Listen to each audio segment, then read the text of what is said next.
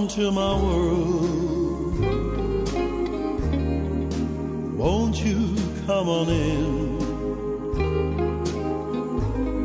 Some miracles, I guess, still happen now and then. Hej, mit navn det er Stig Ulriksen, og welcome to my world. Endnu en gang er det ikke min verden, det handler om. I dag har jeg fået besøg af en kendt amerikansk sanger, en kendt amerikansk gospelsanger. Han er ud af en meget berømt gospelfamilie i USA, The Blackwood Brothers, og i dag har vi ham altså her i studiet i Randers. Hans navn det er Terry Blackwood. Velkommen til. Welcome. Thank you. Yeah. Great to be here. It's great to have you here, and the reason we have you here today is actually that you are in Denmark to do a concert with gospel music at at Memphis Mansion. Is that correct? Exactly. As a matter of fact, just Sunday night, how many nights ago was that? 5 nights ago? 4 nights ago? 5 nights ago? We were in Memphis. Okay. We had an Elvis night across from Graceland, and so we flew all night the other night, 2 nights ago, from Nashville, my home, to fly to Frankfurt, and then we flew up here to Billund, and then Henrik drove us up here to Randers. We love the Danish people. They are wonderful people to us. They've always been so friendly, so nice and supportive of our gospel music and our work with Elvis. It's very appreciated.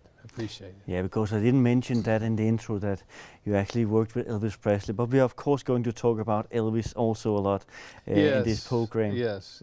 So it's a very busy time for you at the moment because a lot of arrangements around the world regarding Elvis Presley here on August 16, which is some days ago. Yeah. Yes, just 3 nights ago they had the vigil at the gravesite where everyone laid their flowers in memory of Elvis, and that was just on 3 nights ago, and then of course on Wednesday afternoon we flew to come over here. So. Do you never get tired of all this traveling? Oh, we don't do near the travel. This is a very busy time because of Elvis Week and the shows that are associated with Elvis, but we're not gone nearly as much as people think. We do get to pick and choose the dates that we want to do. Some dates we turn down, so but we like Denmark, and so every chance we get to work with Henrik, we like to do it. But it's a special, very busy time because of Elvis Week. And next month we'll be doing a big festival in Europe. I mean, in England, the UK, in Yarmouth, or I believe it's called Yarmouth. Okay. And so, yeah, there's a lot of traveling. The fall is a busy time. Yeah. Summer was a little slow, but that's okay because we needed to rest. Yeah. In the intro, I told the viewers that you are out of a very famous gospel family, the Blackwood Brothers Quartet, and your daddy was Doyle Blackwood. How was it because of your father and because of your family that you went into music, or what was the reason for getting into music for you? I have to say that my father was a big influence in my life. They started out, the Blackwood brothers started out very, very poor down in the deep part of Mississippi. They were sharecroppers, and what that meant was they didn't even own their own land. They tilled the land, worked the land for the produce, and they got a share of the money from the sale of that produce. They didn't even own their land. So we were very poor. And it's a long story, but my father and his brother went to a singing school, and they only got to go because their mother heard about the school and they couldn't afford to go. So she had her prize chicken. She had a few chickens, but she had her favorite chicken. she sold that chicken to get the money to send her 2 boys to the singing school. That's amazing. And from that one little gesture, they met a man who recognized their talent and helped them organize a group, and they started touring around Mississippi as a quartet or as a group, and eventually their older brother, Roy, joined them, and then their oldest brother's son, R.W., that was the original Blackwood brothers. But they started very poor in Mississippi, started working in radio, on the radio station, local radio stations, and then they would do concerts at night and do an early morning radio broadcast live every morning from a radio station. Then they went from a small radio station in Mississippi to the capital of Mississippi, which is Jackson.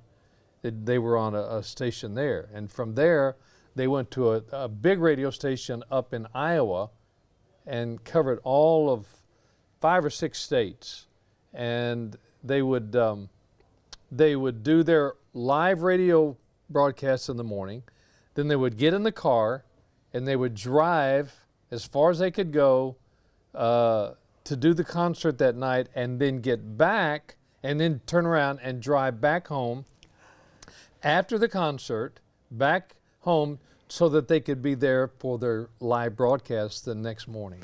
It's amazing. Very, very hard to do. Hard work, but they built it up that way, and they were thinking about how do we make a career and how can we make a living out of this and give some of the money back to the family, you know. And, oh yeah, well, and they supported the families. It was yes. branding. They branded themselves in the radio and built up their career. That was very good.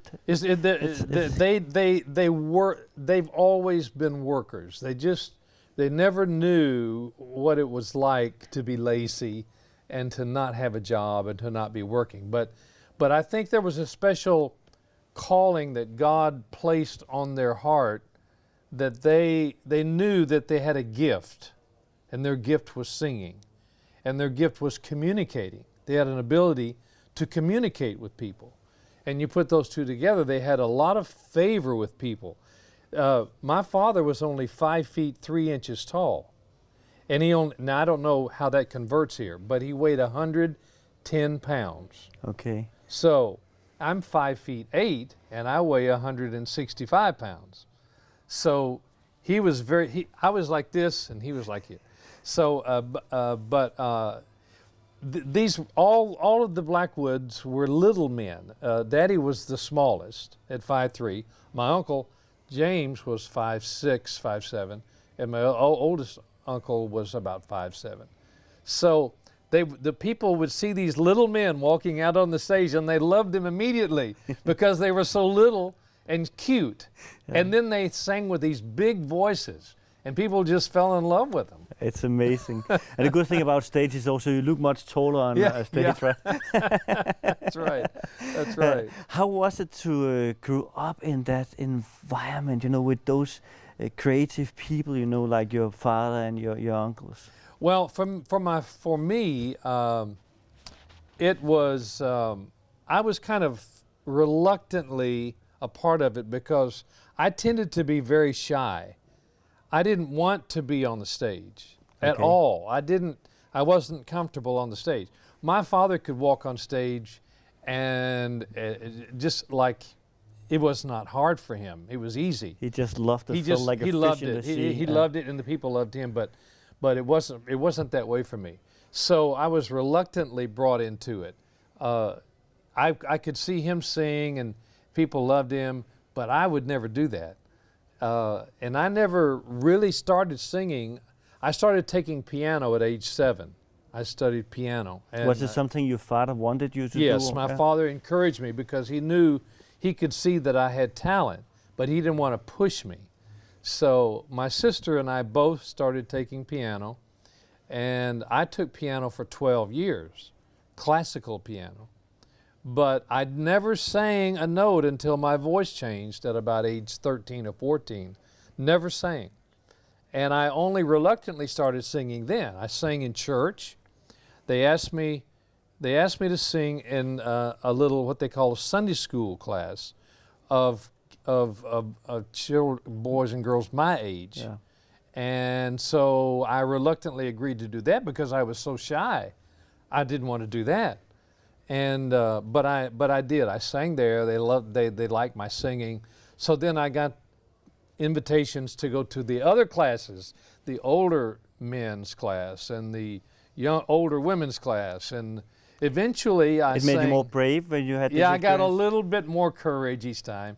Finally, I was singing in the big church service, and our church was First Assembly Memphis, where Elvis started attending. He loved the fact that the Blackwood brothers were members of the church. He was a big fan of He the was Blackwood a brothers. big fan of the Blackwood brothers. And so he started going to the church because the Blackwood brothers were members there. And so while I was singing in Sunday school, the Blackwood brothers they would come in occasionally and do a concert at the church, but they were usually out traveling and singing. But all of their families continued to go to the church.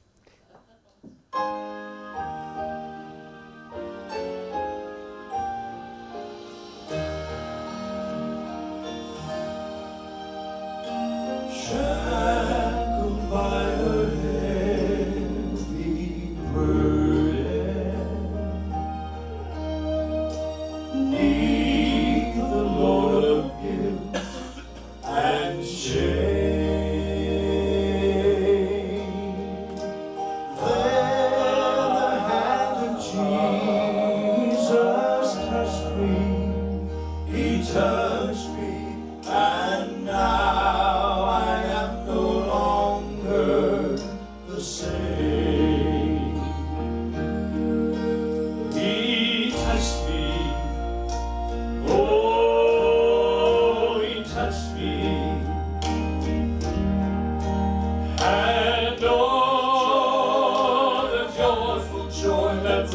my soul.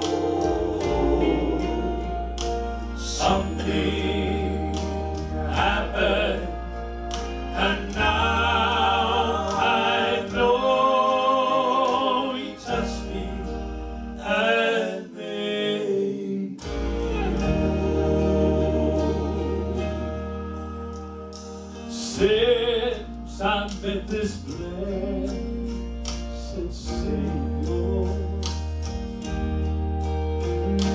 since He cleansed and made me whole, I will never cease to praise Him, to praise Him. I'll shout it while eternity rolls. For He touched me. Oh, He touched me. He touched me. And now the joy that floods my soul. Something happened, and now I know He touched me and made me whole. He touched me and made me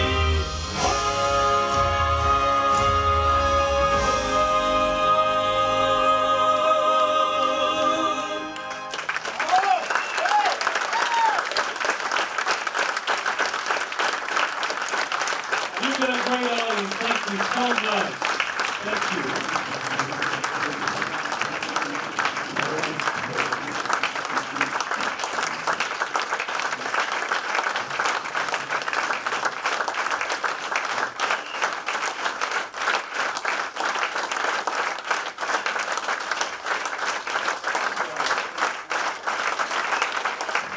Thank you.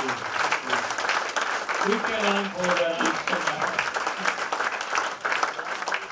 did you feel? Was there something else you preferred to do yourself instead of become a singer? Had you dreams about becoming a policeman or a priest or something else? Or was it something your father and uncles in some way forced you into start? Oh, but you have to do the same like us, Terry. You have to go out singing. That's the way of life. Or how was it? No. I was never. My father never pushed me to sing. He encouraged me to play piano because he paid for the lessons, and he really wanted me to play piano. But when my voice changed, and he discovered that I was a good singer, then the church began to affirm me, and they enjoyed my singing. When I got to university age, I began to pay for my college. I joined my father's group, and by that time he had left the Blackwood Brothers. He was singing locally he had formed his own group in Memphis called the Memphians, and we had a local television show every Sunday morning that we did, and I played the piano and I sang with my father in this group called the Memphians, and I was there for 4 years. I gained a lot of experience of playing and singing at the same time, and that's very hard to play the piano and sing while you're playing. But I got to do that with him, and all the while I was developing my courage and my ability to stand in front of people and sing. But he was so comfortable doing it that I learned a lot from him. But no, he never said, you have to do this, you must do this. He never did that, but he encouraged me. In some way it could be, because if you think about how poor they were when they were children, you know, and found out what success they got by singing and how much it gave them of more wealthiness, you know, more richness, you know. He could maybe think, okay, this is the way for my son, you know. Maybe, singing is the way you get some money for what you do instead of working hard. But the ultimate thing is the people are the ultimate judge, and because the people responded, I think he felt like maybe this is something that he should do. Of course, he already knew that this was what God had called him to do. God had given him a wonderful gift, and me, to sing, and not everyone can do that, or has the courage to do it. For my father, it was very easy. He never thought anything about it. It was just natural. It was his life. Yeah, it was his life. But for me, I only learned it by watching him, and became more comfortable doing it the more I did it. And when did you start being independent? When did the Imperials start up? Okay, when I graduated from University of Memphis, 3 months later, the Imperials called, and they were losing the main man in the Imperials was Jake Hess, who was, by the way, one of Elvis's heroes. Jake Hess influenced Elvis a whole lot, but Jake left the Imperials, and they were needing a really good singer, and they were needing someone like a Blackwood, perhaps, who by that time the Blackwood family was very famous. So I was a natural because I was just getting out of college. So I joined the group as the lead singer, and so we started out singing all over the country. Canada, we were in Canada. We did tours, 35 days in a row with no nights off, hardly any nights off. In our bus, we would have a touring bus. One night in, say, Texas, Fort Worth, Texas. Next night in maybe Albuquerque. Next night, say, in Phoenix. Then go to California, work all the way up the West Coast, all the way to Canada, go all the way across Canada, and come back home. You hardly had time to make a family, you know, to get a family. Well, I was not married. I wasn't married. No, you didn't have time to be married either, you know. I didn't have time. No. What did your father say when you joined the Imperials? Was he proud of you? I think because he was. I think he knew that it was my destiny. And so he never really wanted to be a hindrance to me. He felt like this was a gift that God had given me, and he was okay about that. He wasn't okay though when Elvis called and asked us to come to Las Vegas. Well, why not? Well, because you as knew Christians, Elvis, right? As Christians, Las we Vegas is didn't- the we city of sins, right? we didn't want to gamble. We don't gamble. We don't drink, and we don't smoke. We don't do any of the things that Las Vegas is known for. Plus the female, the women are there, Yeah. and so he looked at that as a negative and not something that he wanted his son to be influenced. And yet, I went and I really, it was not a problem at all for me, because I was very, very comfortable in my faith. I had made a profession of faith in Jesus Christ, and so Vegas never influenced me.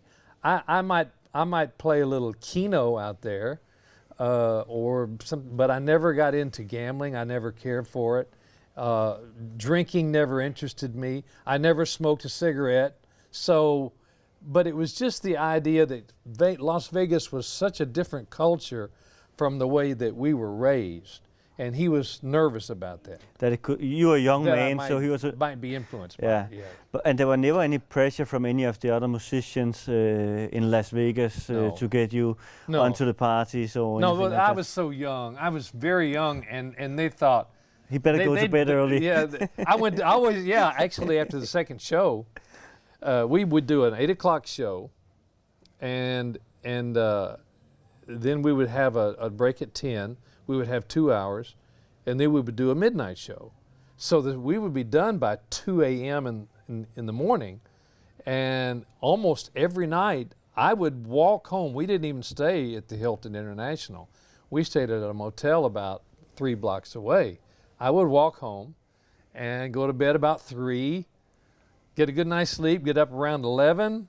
I'd get a little breakfast, then I'd go out and play tennis. We had tennis courts in the courtyard, and had a nice afternoon leisure, and go to the hotel at 6 at night and do the same thing the next night. 8 o'clock show, 10 o'clock, get a break, do a 12 o'clock show. But what made Imperials saying yes to Elvis Presley? I know Elvis Presley, of course, was the star. He was probably one of the biggest entertainers or singers at that time, Why did he of course. pick But us? no, I'm more thinking about why did Imperials say yes to play with Elvis Presley? Because Elvis was rock and roll. He was, he had his career going, and you had Yeah. a good career going with traveling around on tour, with Imperials, that people want to hear Imperials. I think they felt like, because had Elvis not been such a big fan of gospel music before he became famous, and had gospel music not influenced him so much, even in his choice of material, we would never have been asked. So the fact that before he was a star, he was a fan of the Blackwood Brothers and the Imperials and the Statesman Quartet. He was a huge fan. When he became famous, and he put together his group, his band, and for singers he thought, who do I want? I want the Sweet Inspirations, and I want a gospel quartet to back me up, because I love singing with a gospel quartet.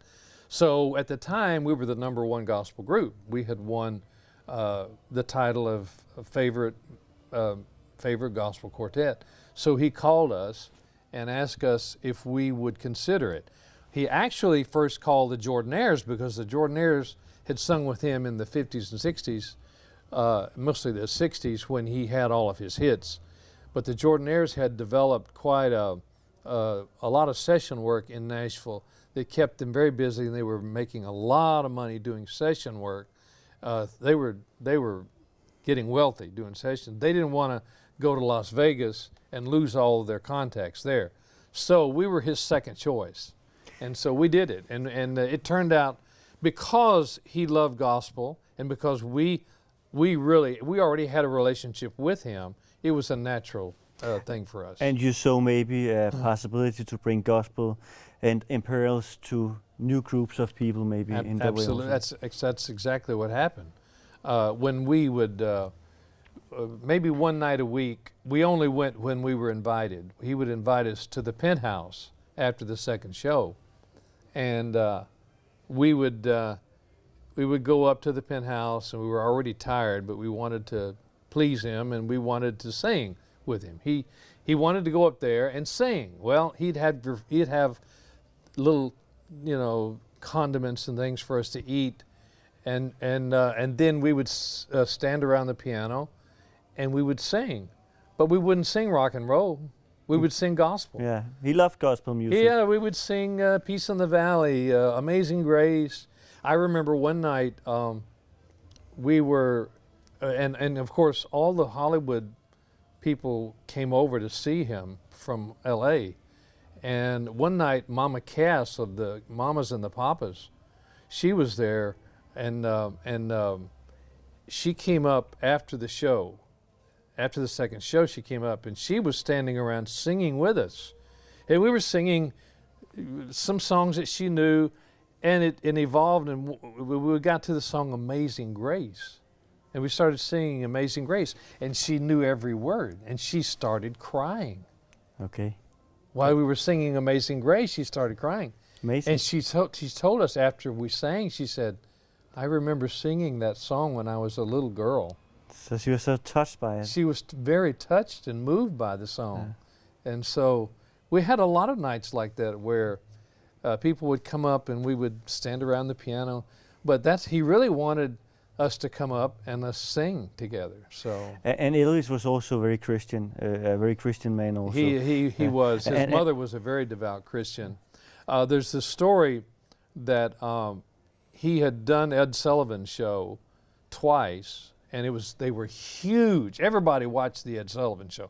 That was like the Tonight Show with Johnny Carson.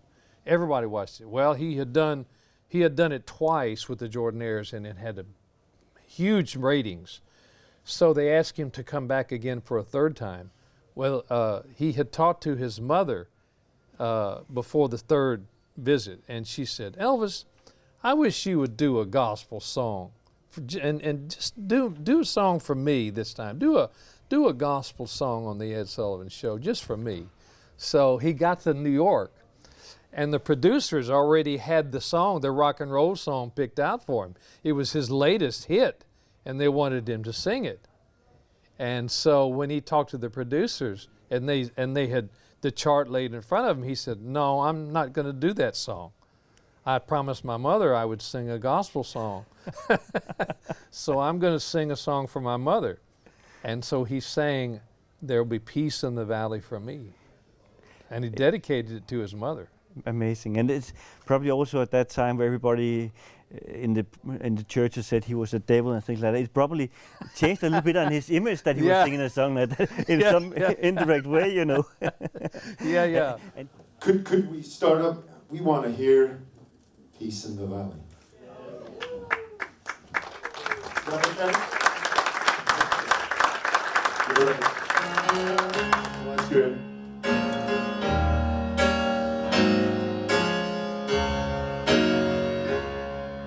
Well, I'm tired and so weary, but I must go along till the Lord comes and calls me away.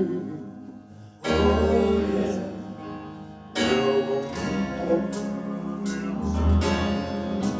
And the Lamb is alive, and the night is as dark as the sea. Oh, yeah.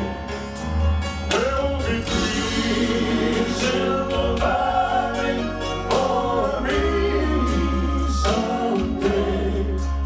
There'll be peace in the valley for me. Oh Lord, I pray. There'll be no sadness, no sorrow, no trouble I see. There'll be peace in the valley for me. Ladies and gentlemen, Mr. Terry Blackwood, come on out. Well, the bell will be gentle, and the wolf will be tame, and the lion shall lay down by the lamb. Oh, yeah. And the peace from the world shall be tamed by a child, and I'll be changed from this creature that I am. Oh yeah, there will be peace in the valley for me someday. There will be peace in the valley for me. Oh Lord, I pray. Well, ain't no sadness, no sorrow, no trial, but I see. There will be peace in the valley for me. Oh, there will be peace in the valley for me.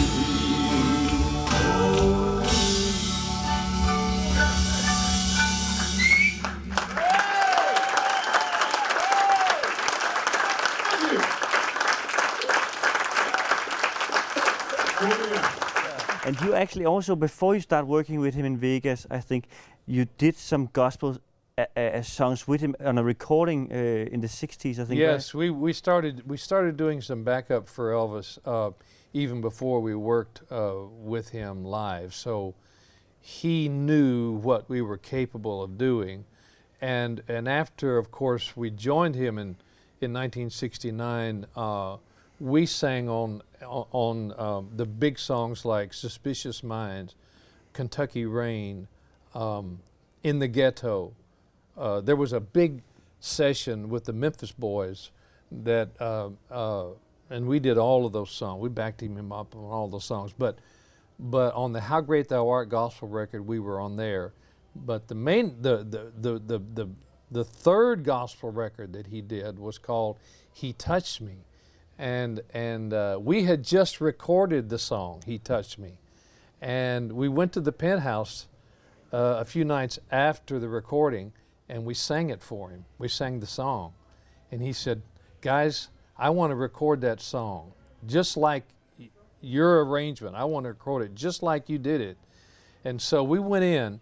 He took 5 songs off of our latest album, "Reach Out to Jesus," "A Thing Called Love." There were 5 songs. But the main song was "He Touched Me," and he recorded that song just like we recorded it, and he won a Grammy for it. Yeah. Did you know He won that 2 actually, right? he won only 3 Grammy albums in his entire career? Not 1 Grammy for his rock and roll music, but he won a Grammy for his 3 gospel albums. Yeah. So he had won 3 Grammys. Amazing. Elvis Presley won only 3 Grammy Awards, and he's the biggest record seller of all time. Yeah, it's amazing. It shows a little bit about music industry sometimes. The music industry thought Elvis, they didn't think he was sophisticated enough. The only people that liked him were the people. Yeah. You know, the industry didn't think much of him, but the people loved him. Yeah. And And that was the main thing, that actually. was the main thing. He sang for the people, and the people responded to him. And Imperials has also won Grammys, as I remember, isn't that Yes, true? we won it. We won. We were nominated several times, but we won. We were on the "He Touched Me" record, so technically we should have gotten a Grammy for that. But we had our Grammy album in 1975 for the album called "No Shortage," and and then after I left, the Imperials won 3 more Grammys. So the Imperials have been quite successful in the Grammy stage. How was it to work with Elvis how many years did you work with him at that time? I think it was 2 or 3 years you worked with him. Yeah, 3 years. Yeah, 3 years, yeah. Yeah. How was it to work with him as an artist, you know? Was he very into the music, want to get the best out of it, or was he more like he want to get over it easily? No. He was the most passionate perfectionist I've ever seen, and he loved to sing. We first started rehearsals in Los Angeles before the show, 2 weeks before we even started the show, and we would work from 10 in the morning till nighttime, and we would go over and over and over songs, 20, 30 songs, and he would say, "Oh, no, sing this, sing this, sing this," and we would find places that he would like and like us to sing, and so by the time we got to Las Vegas, we were so well rehearsed. After we got to Vegas, then we had another 2 weeks that we were put with the band, with the TCB band. So by the time the show really started, 4 weeks later, we were very well rehearsed. But it wasn't. It was as much because he loved to sing, and he loved the music, and he just couldn't get enough of it. And he loved to sing with us. He loved the interaction with the Imperials and the Sweet Inspirations and the TCB band. He loved that interaction, and he loved more to be a part of a group in some way than singing. Yeah, than I don't think he ever really thought of it as, I'm Elvis Presley, and you guys are lucky to be here. I think he just loved singing and making music with his friends, and that's how it came across. If I listen to the young Elvis, and I listen to the late Elvis, there's been a big change in his voice, more power in his voice. Did he take singing lessons, and No. how would you say he was? Was he a baritone, or what kind of singer would you? Call him? What I would term, my voice teacher would call him a lyric baritone, because he was really a true baritone, but his range, the range of his voice, allowed him to sing notes way above what a baritone could normally sing. And he had a lot of power in his voice, but the power, he sang with much passion and power, but that he developed from listening to gospel quartets, because we always sing that way. We don't sing softly on everything. We sing with a lot of passion and power. He learned that from watching gospel quartets, but it was only natural for him because he had that kind of a voice. So he could sing a ballad, a pretty soft ballad, and then turn around and sing, "You ain't nothing but a hound," no," and just sing it really with a lot of power and passion. Yeah, he. See, the singers today can't do that. No, he had a very big range, right? He had a big range, but he also had great vocal cords, because singers today, even like Michael Jackson, had a wonderful voice, a great gift, but he sang real light, real soft, and not with the passion that Elvis had. Elvis had such power in his voice, and it was exhibited. It really started when he was listening and emulating his favorite singers, the gospel groups.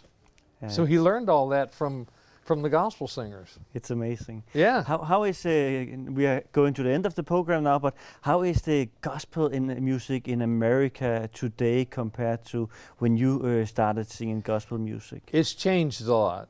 It's become more family groups now, more females, more moms and dads and children, and less quartets, not so many quartets as there used to be. It used to be, they called it, they were just all quartets almost. And that's what we grew up with. But because it's more family groups now, less and less quartets, it's changed a great deal. And I think it's developed a new kind of following. But it's still quite popular, especially in the South. Not so much all over the country, not so much in the New England area, New York, Vermont, New Hampshire, small pockets of fans there, but mostly in the southern areas, from Texas all the way over to South Carolina. You have a belt a lot of fans there. But then also you have a lot of fans in Ohio, Pennsylvania, Indiana. So it's still, but it's mostly now confined into the church market, into the larger churches, smaller churches, places like that where there was a natural fan base for it. Fantastic. Yeah. There's a sweet, sweet spirit in this place,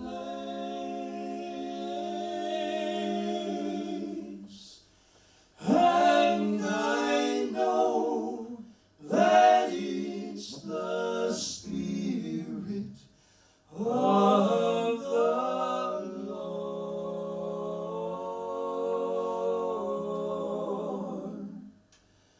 There are sweet expressions on each face,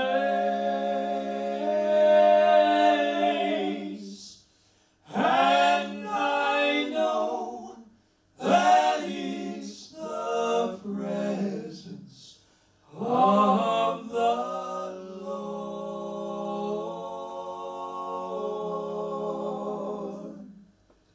Sweet Holy Spirit, sweet heavenly dove, stay right here with us, filling us with your love. And for these blessings, we lift our hearts in praise. Without a doubt, we'll know that we have been revived when we shall leave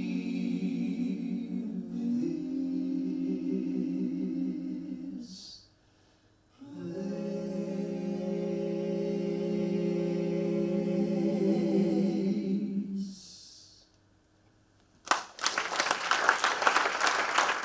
In the end, do you have a good anecdote you would like to tell the viewers about Elvis, how it was to work with him, or something funny you remember doing with him back then?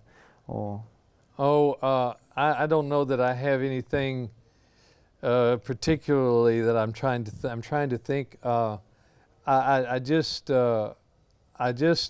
know that as a young boy right out of college, who had studied business administration with a minor in music, and never ever dreamed I would be working with Elvis, to being on the stage in Las Vegas that first night when every star that could get there was there. It was a real jump and a leap for me, but because I never would have planned it, and I never would have. There's nothing I could have done to make that happen. That had to be a God thing where God placed me there at the right time, so that even now I'm here in Denmark and people are hearing the Imperials sing because I worked with Elvis and backed Elvis up. it's amazing magic that man must have had. It is, and the Imperials still continue on. Our website is imperialslive.com, and on Facebook it's Elvis Imperials. And you're also on Facebook, yeah? I'm on Facebook, Terry Blackwood, and so we continue on. We just made a new record, and we have revisited some of the gospel tunes that we did 30, 40 years ago, and continue on. But it's like God knew from the beginning that this shy young boy would, where he would be today, and he brought me all this way so that no one would listen to me if I hadn't worked with Elvis. You think so? I don't think. You Well, maybe I have don't met think. on Jonas I don't in think the I would Pearls. fly across the country, across the ocean, to sing to Denmark, had I not been a backup singer for Elvis. That's true. So, yeah. so I'm still the same person, but it gave me an audience that I didn't have had I not met Elvis. So. And funny enough, Elvis would never have believed it that you would be sitting here today, singing in Denmark and talking about him and your own career. He, at the end of his career, he thought when he died it would be over. He really did, because I think at the end, I didn't see him at the end, but he had gained a lot of weight and he wasn't Not in a good enjoying condition, it. no. But I think he thought after he died, people would forget him. And now 40 years later, almost 40 years after his death, there's no artist anywhere that draws the crowds that this man continues to draw. Fantastic. Thank you for coming by and telling the story, Terry. Thank you. Enjoyed it. Og dermed er vi nået frem til vejs ende af Welcome to my world i denne her uge med Terry Blackwood. Tak fordi I kiggede med, og på gensyn i næste uge.